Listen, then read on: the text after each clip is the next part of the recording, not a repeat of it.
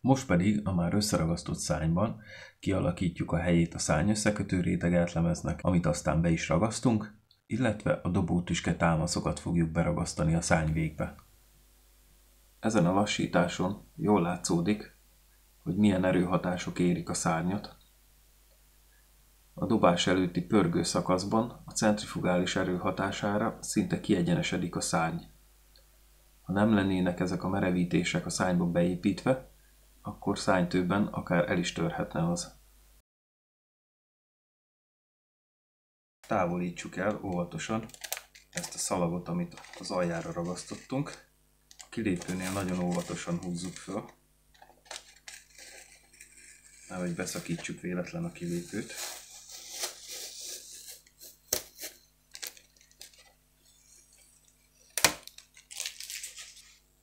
Az összekötő lapon jelöljük be annak a közepét.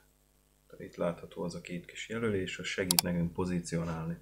Ezután helyezzük a szárny középre, úgyhogy a jelölés értelemszerűen a szárny csatlakozásnál legyen, és állítsuk be úgy a pozícióját, hogy itt a két sarka, ez a sarka a rétegátlemeznek, az a szénlap merevítéstől körülbelül 1 mm-re kerüljön. Ha ez megvan, akkor rajzoljuk körbe a rétegátlemezt.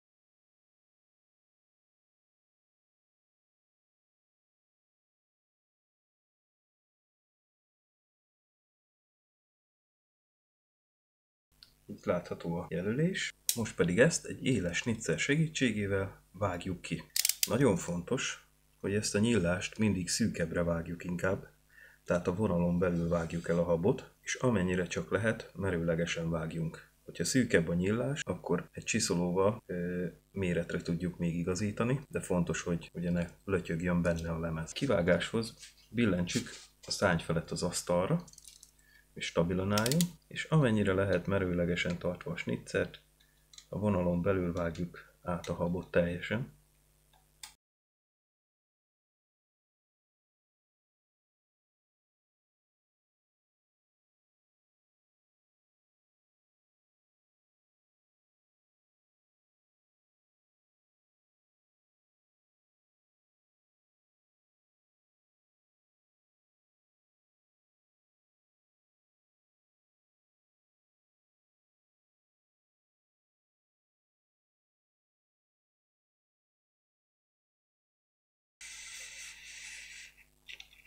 Fontos, hogy nagyon éles snitzert használjunk, akár új pengével, mert az életlen snitzer az el fogja szakítani a habot, ahelyett, hogy vágná.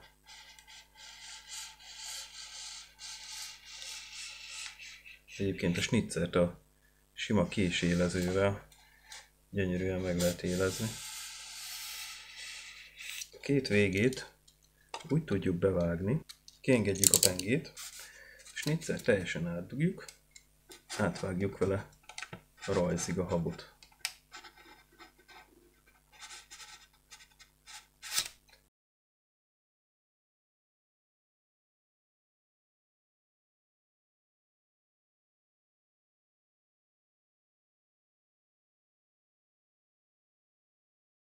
Most a snitzerrel szúrjuk meg a két végét a habnak itt a jelölésnél. Csak a hegyével beszúrunk egyet.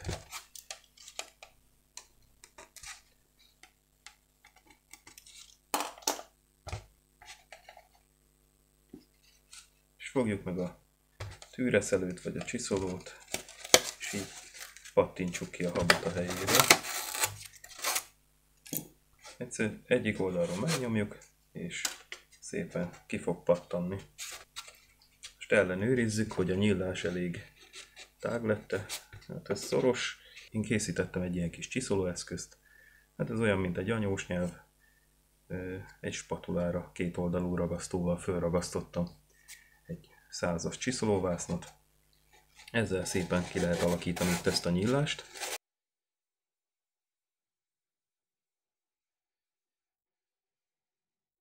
Fontos, hogy itt is mindig sűrűn ellenőrizzük, hogy a lemez befér a helyére, nehogy túlcsiszoljuk.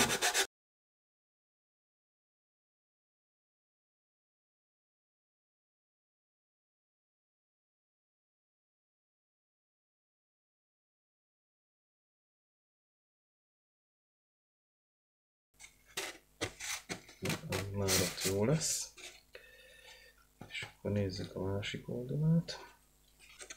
Hát itt is még bőven kell csiszolni.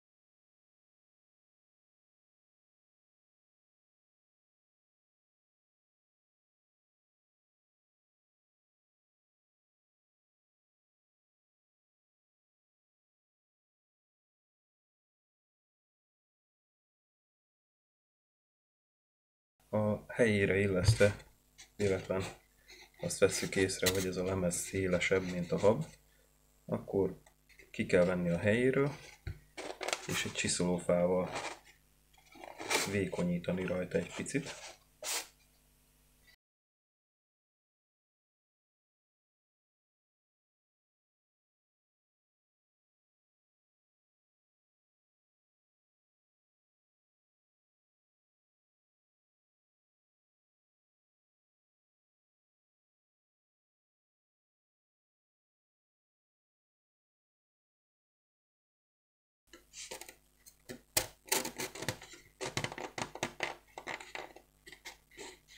És már jó is. Tehát egy kis csiszolás kell neki, és akkor már színbe is kerül a habba. Itt sem jó, hogyha ez kiállna a felületből. Ez most tökéletesen bepasszol a helyére, be is ragaszthatjuk, illetve a dobótüske tartó korongokat is be fogjuk ragasztani. Akkor vegyük ki az összekötőt. Érdemes az asztalt itt is leteríteni nejlonnal majd, hogy nehogy ragasztós legyen. Én vágtam egy kenőpálcát a vezérsíkoknak a balzájából, erre is fel lehet használni ezt a kis maradékanyagot. És akkor kavarjunk be kicsit nagyobb mennyiségű epoxit.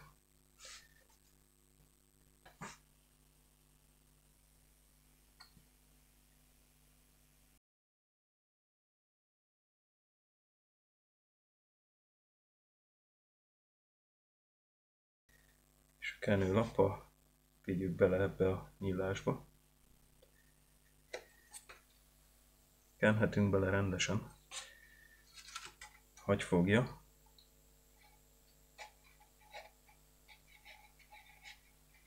Illetve, hogyha egy kicsit pontatlan a bevágás, akkor kitölti a réseket.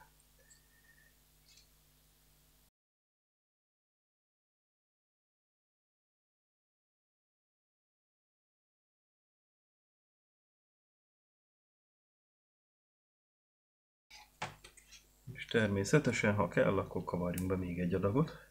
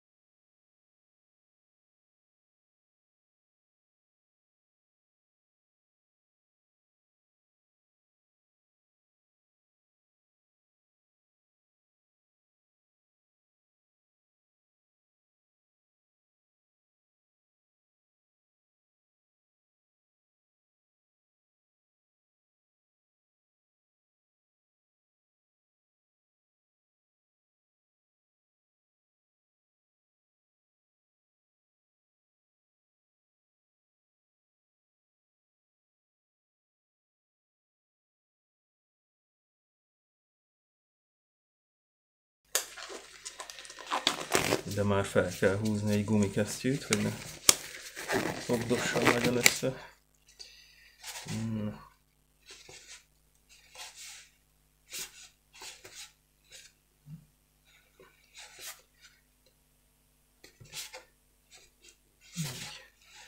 Lemez, ha bekerült a helyére, akkor kifolyt epoxit azt töröljük le. Ne maradjon a habon. Még ezt alul is letöröljük. Jó, és hogyha letöröltük az epoxit, akkor még egyszer ellenőrizzük, hogy a lemez az a helyes pozícióban van-e, nem lóg ki a szárny síkjából. Ez most így szuper. És akkor ragasszuk be a szárnyvégbe a kis korongokat. De egy fogpiszkáló lesz az igazi ragasztót bekenni. És ide a végére is teszünk egy nylont.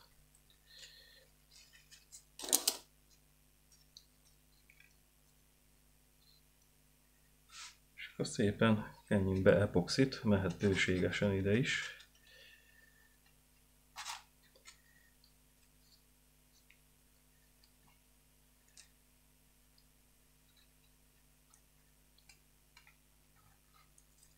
A merevítés mindkét oldalára.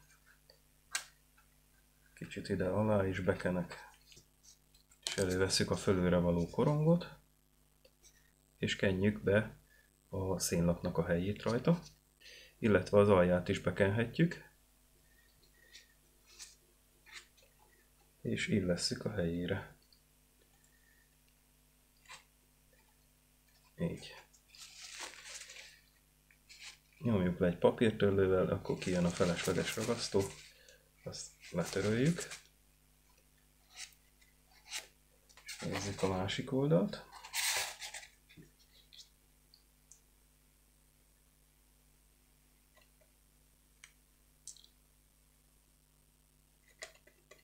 És jó alaposan kenjük be.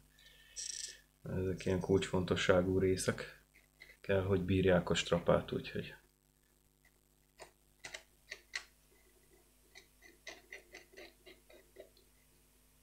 így. Kicsit a korongot itt megitatom itt a helyére.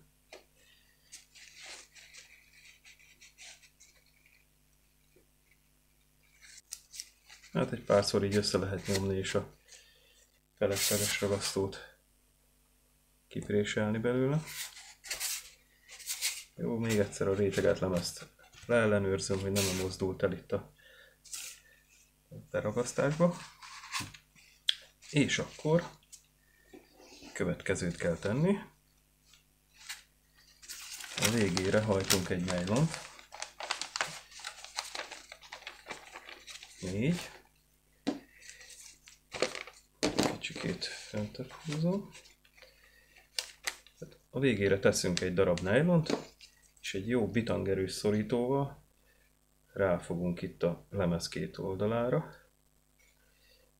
Kézzel is rá lehet segíteni itt elnyomni.